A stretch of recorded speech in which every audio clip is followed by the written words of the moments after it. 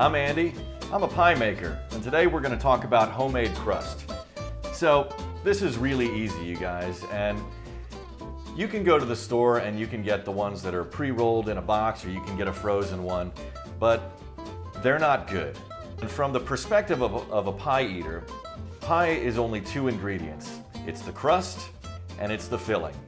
So if you're willing to spend, let's say, 4 hours making a pie, and one of the two ingredients is just okay, then by all means go to the store and get a pre-made pie crust. But if you're not cool with that, you should make one from scratch because it's really easy and it is so far superior, it's just gonna blow your mind. I'm making today a double crust recipe, so if you're just gonna make something that you're gonna blind bake that doesn't need a top, you can cut this in half, but today this is for a bottom and a top crust. So I've got 13 ounces of flour, 4.8 ounces of butter, or about 9.5 tablespoons of butter that we're gonna cube, 2 tablespoons of sugar, 1 teaspoon of salt. I've got some ice water here, and then I've got this here. This is lard. I know. Don't freak out. Lard is lower in saturated fat than butter. So we've got that out of the way. You know, I don't want to go and eat lard every day of the week, and I don't cook with lard in everything I do, even though it would probably be delicious. I don't do that. But for pie crust, you know, sometimes the old ways are the best ways for a reason. It's really, really great. It makes for the flakiest crust, bar none. It also gives it's got a savory flavor to it that you don't get from a plain butter crust. So for this recipe, a double crust, I have 1.6 ounces of lard, or 3¼ tablespoons. Trust me on this. Just try it. All right, so the first thing we're gonna do is cube our butter. To do this, I use my bench scraper. This is an invaluable tool for making pies. So, I'm gonna put my butter here, and this is super simple. It doesn't have to be perfect.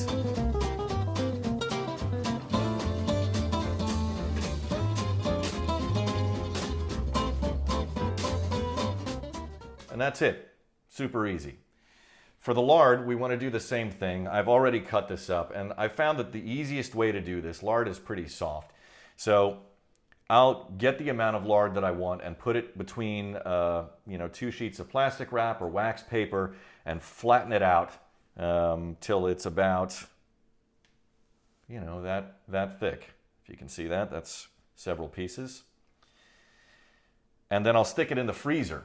After I put it in the freezer for maybe 10 or 15 minutes, I'll cut it up the same way, and then I've got cubed lard. It's easy to work with. I got my murder gloves on. So the first thing I'm going to do is I'm going to mix in my other dry ingredients. So I have 2 tablespoons of sugar. I have 1 teaspoon of kosher salt. And then I want to make sure that everything is evenly distributed. I can do this with a spoon or a fork. I have one of these. This is a pastry cutter. I don't use this to cut in my butter. I prefer to do it by hand, but it's a really good tool because it's rounded to get to the bottom of the bowl and make sure everything is well incorporated. Okay, so in goes the butter, and I'm going to coat it all evenly with flour. And once it's coated and I know it's separate, all I'm going to do is take each individual piece in my thumb and kind of smash it. Just like that. It can be a little smaller than that, but that's perfectly acceptable. So I'm just flattening it with my thumb and forefinger, making a pancake out of each piece. Okay, so I think we've got all of those squared away. Now we're going to do exactly the same thing with the lard. You guys, if you really don't want to use lard, that's okay. You can substitute an all butter crust with the same amount. Some people use shortening. There are also some vegan butters on the market.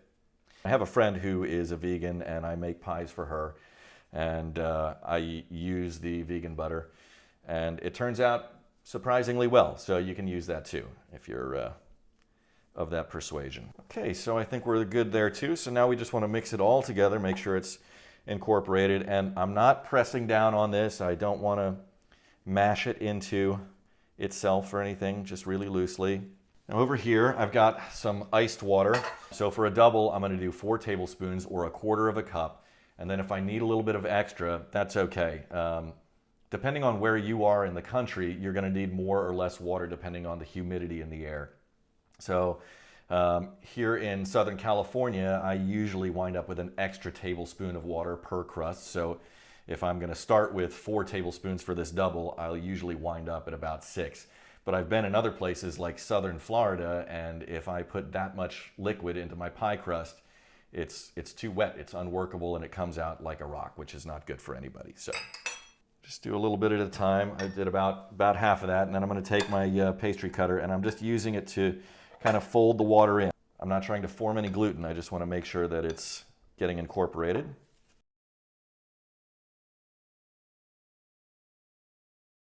There are other recipes that are out there, or a lot of crust recipes that have a higher butter to flour ratio in it. And I used to use those. And the reason that I cut it back a little bit was I was having trouble with crusts that I would blind bake. You know, if I'm making a custard pie of some sort, you pre-bake it before you put your filling in. And the sides would slump. It would fall into the bottom of the into the pan, and it didn't matter if I was using pie weights or any sort of anything to stabilize the side of the pie. It kept happening. So I asked a friend of mine who is a professional pastry chef, and she asked what the ratio was, and I told her, and she said, well, your fat content is too high for anything you're going to blind bake. So I started dialing it back little by little until I found a good solution that still tasted great, but was holding its shape better in the oven, and this is what I've arrived at. So it seems to be working really well. So we just want to bring this together. I'm not trying to work the dough once again. So this is how I've started to do it. I flatten it out, then I take my bench scraper and I turn it over on itself. And I flatten it out again. I do this about 4 or 5 times, and I do this 1 to bring the dough together. 2, I do it because I'm trying to get some layers in my dough. And 3, I'm doing it because I've found that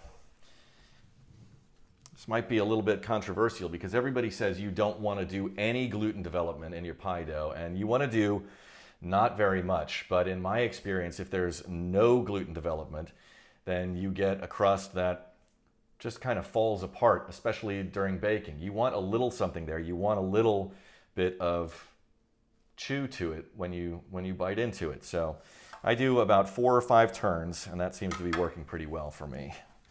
Puts it right where I like it.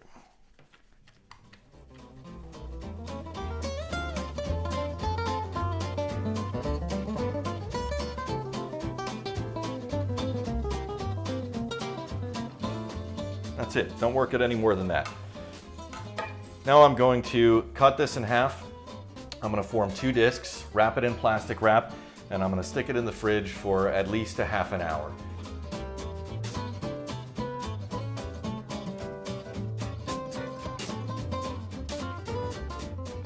Okay, just like that, and into the fridge we go.